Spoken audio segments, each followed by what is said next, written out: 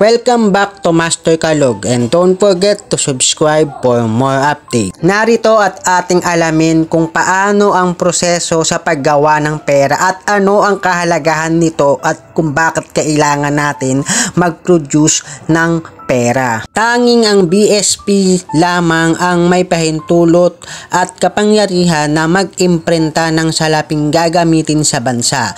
BSP is Bangko Sentral of the Philippines. Ang lahat ng salaping nasa sirkulasyon ay pare-pareho sa hugis, anyo, kulay at disenyo batay sa denomination nito. Sage Neorage ay ang proseso o gasto sa paggawa ng salapi. Intrinsic value, ito naman ay yung halaga ng metal na ginamit sa paggawa ng salapi. At ang face value naman, ito ay yung halaga ng salapi na sinusulat dito o yung mga nakaprinted doon na mga sulat sa pera. Ang Sage Neorage ay merong 4 na panimula na katangian. Ito ay ang una, Sage Neorage and Currency Production. At ang pangalawa naman, the impact of Sage Neorage on inflation. Ang pangatlo ay ang Sage Neorage and Central Bank Profits. At ang huli, pang-4, the connection between Sage Neorage and Reserve. Ang Bangko Sentral ng Pilipinas noong 1993 ipinasa ang RA 7653. Ito ang nagtatag sa Bangko Sentral ng Pilipinas. Ito ay independyente sa impluwensya ng pambansang pamahalaan. Kung ating pag-aaralan, ano nga ba talaga ang pera? Ang pera, ito ay isang medium o bagay na mayroong halaga na ginagamit upang makipagpalitan ng mga serbisyo o kalakal sa ibang tao.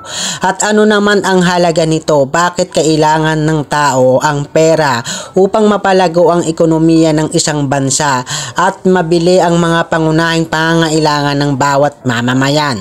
Narito naman ang mga katangian ng pera: cognizability, tapos ang portability, at meron ding elasticity of supply, at meron ding transferability. Ay ang 4 na yan ang mga katangian ng pera. Ano-ano ang mga tungkulin ng salapi? Ang tungkulin ng salapi ay ang instrumento ng palitan. Pangalawa, ang pamantayan ng halaga nito. At pangatlo, ang pamantayan ng naantalang pagbabayad. At ang pang-4, ito ay reserba o reserba ng halaga. Meron tayong 5 paraan upang makontrol ang supply ng salapi. Kasi pagka ang supply ng salapi ay dumami, mas mahihirapang mapaunlad ang ekonomiya. Ang unang pagkontrol ay tinatawag na Fiat Money Authority. Ito ang kapangyarihan ng Bangko Sentral na mag-imprenta ng salapi na ginagarantiya ng paggamit nito. Ang pangalawang paraan naman ay tinatawag na reserve requirement. Ang mga bangko ay obligado na magdeposito sa BSP ng ilang porsyento ng perang idiniposito sa kanila.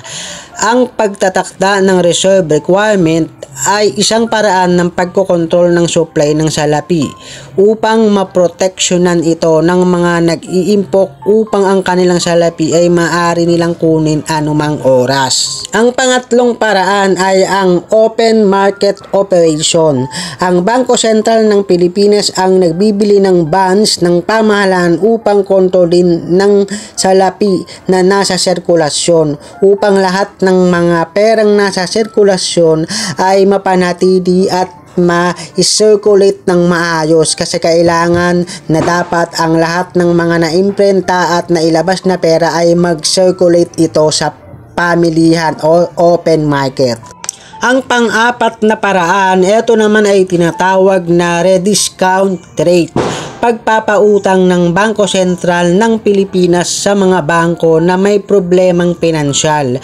At ito ay naniningil ng interes ang Bangko Sentral sa mga pautang sa bangko para mag-circulate pa rin ang pera at magkaroon ito ng interes. Ang pang-5 paraan ay ang moral suasion, pagkontrol ng dami ng salapi sa sirkulasyon. Bakit kailangang kontrolin ang pagdami ng salapi sa sirkulasyon? Dahil para mapigilan ang pagkalugi nito. Kasi pag marami ang pera na nasa circulation o kumbaga marami yung pera na inilabas nila, ang ekonomiya ay babagsak.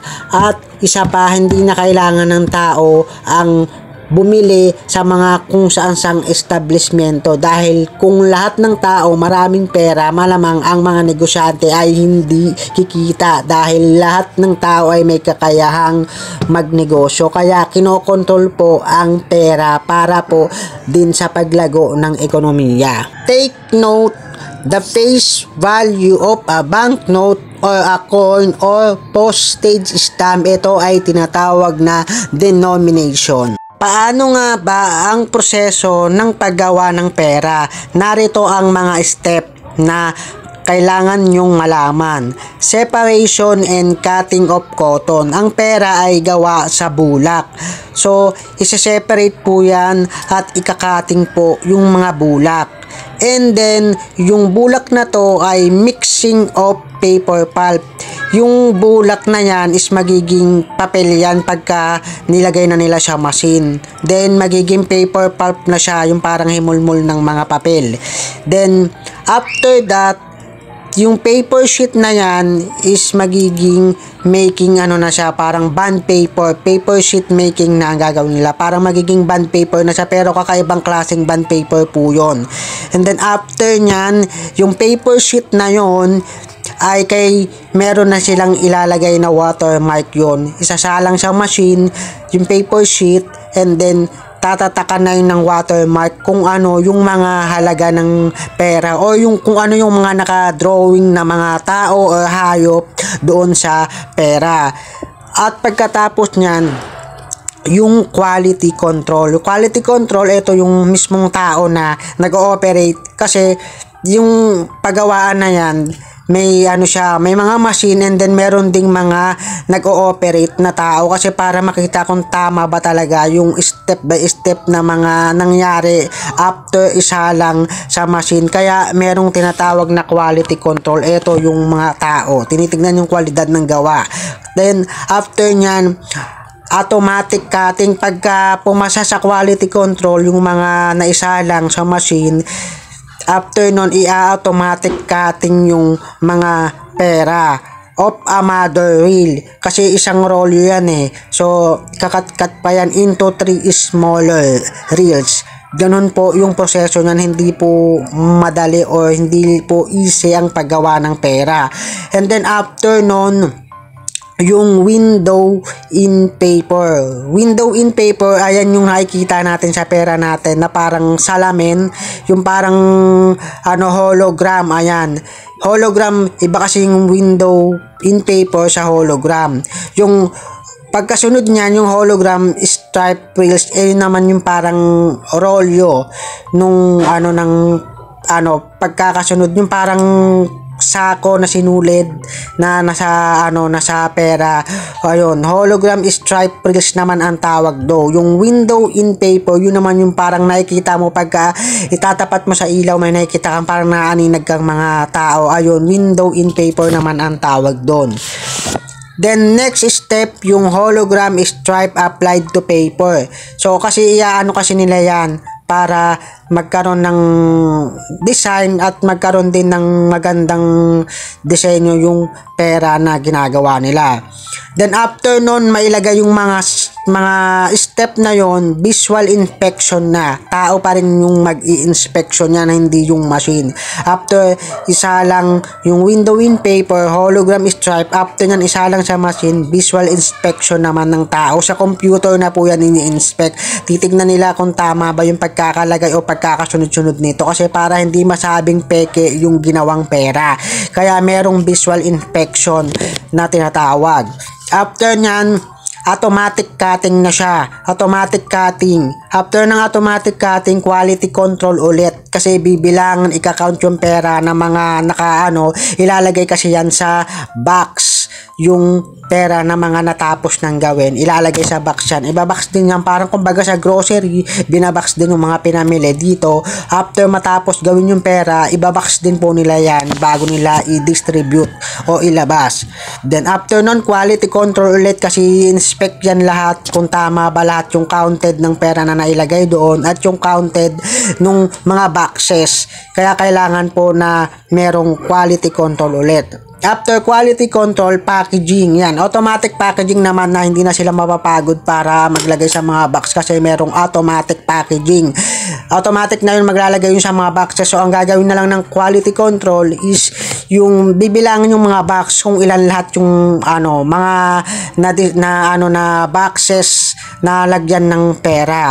To, ganun lang po ang paggawa ng sistema ng paggawa ng pera. So, sa mga nalaman ninyo dito sa proseso ng paggawa ng pera, ano yung mga naisip nyo o maging opinion nyo about dito at sa mga nasabi natin ng una kung bakit kailangan kontrolin ang supply ng pera. So, kailangan po talagang kontrolin ang supply ng pera para umangat ang kwalidad ng ating ekonomiya. Kasi kailangan po lumago yung ekonomiya natin, kaya kailangan mag-control ng pera. Hindi po pwedeng gawa ng pera.